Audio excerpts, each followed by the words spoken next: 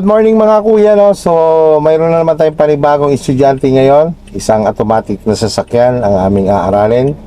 Si EJ. Hi EJ, good morning. Good morning po. Okay, so EJ, ready ka na ba sa iyong driving lesson? Ready na po. Okay, so ganito Jay, no? Tulad ng sabi ko sa iyo kanina, after natin mag-familiarization, mga baguhang driver ay ulang nangingibabaw dyan, ikaba.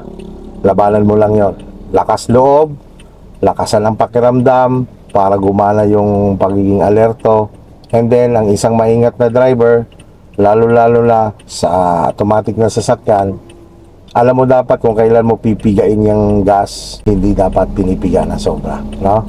So, ganun ang isang maingat na driver.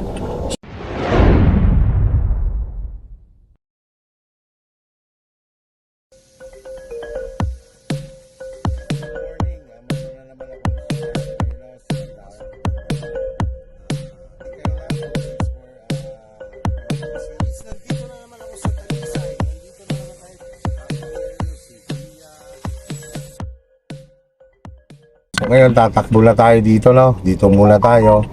Ang una nating magiging activity, syempre kung paano natin kontrolin itong sasakyan. At the same time, paano tayo magmamaneuvering at saka reverse mamaya, no? Okay, sige, tara, let's go. Muna si Hazard J. So, refresh muna tayo. Signal ka sa kaliwa, signal sa kanan. Okay, patay. Passing light. Yan. Busina. Yan. Okay, so ito proper, no? Apak sa brake. Lagay sa drive. Yan. Tapos, release si handbrake. Okay, relax. And then, focus sa unahan. Signal ka sa kaliwa, okay? Lipat tayo sa kaliwa. Okay, tingin sa rear mirror. Wala. Okay, speed up ng konti. Tingin sa kaliwa, no? Sige, speed up. Ganyan, pagka lumilipat. So, dito lang mula, sa unang lane yan. Ito. Yan. Pagkay mo na sisignalan. Okay. Kasi konting pihit mo lang malabela, sinignalight mo, tapos konti lang pihit na malabela mo, pag binalik mo siya, hindi siya nag-automatic. Tingin ulit sa rear mirror, signal sa kaliwa, lipat ka dyan sa isang linya pa. Tingin mo na sa left. Yan. Okay. Patay signal light. Tapos Jay dito, hanggang 40 lang speed natin, ha? Ikot tayo, no? Full turn tayo. Sige, patay signal light. Signal kaliwa. Observe, mula. Ilagay mo sa drive. Release si handbrake. Ang technique niyan, Jay, angat mo lang konti. Yan. Observe muna, ha? Wala. Okay, bitaw sa brake, sabay ikot ng manubela. Sige, kontrolado, huwag ka muna pumunta sa gas. Op. Kailangan kontrolado mo muna sa sasakyan. Ganyan muna. Pagka kailangan mo magas, katulad yan, gas ka lang ng bahagya. Okay, balik ang manubela. 1 and 2. Okay, saka ka magas ngayon.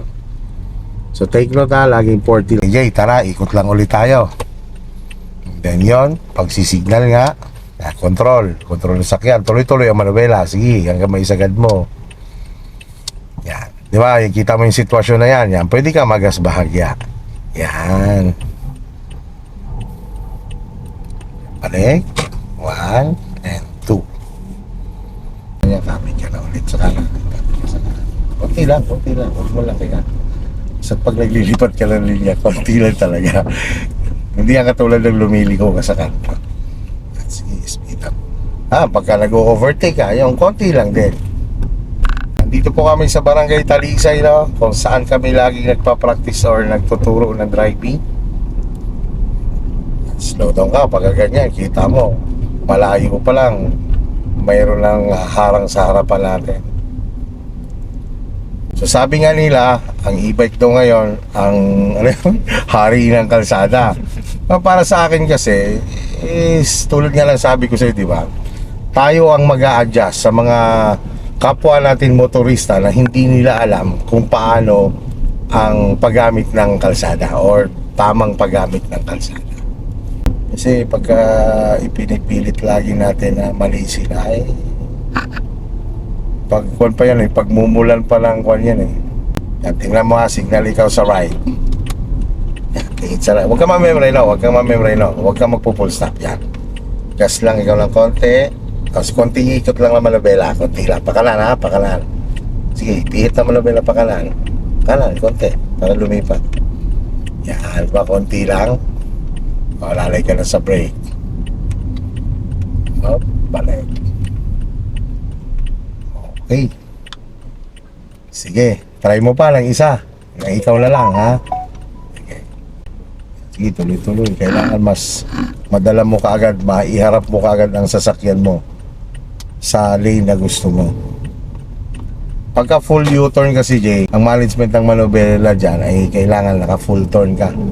Kung nag-uumpisa ka sa kaunti, dire-diretso hanggang maisagad mo. Kasi nga, para maiharap mo agad doon sa lane na dapat nating puntahan. Sige, drive ka lang ng normal. Drive ka lang ng relax. Tingnan mo, lilipat ka dyan sa kaliwa. Signal ikaw.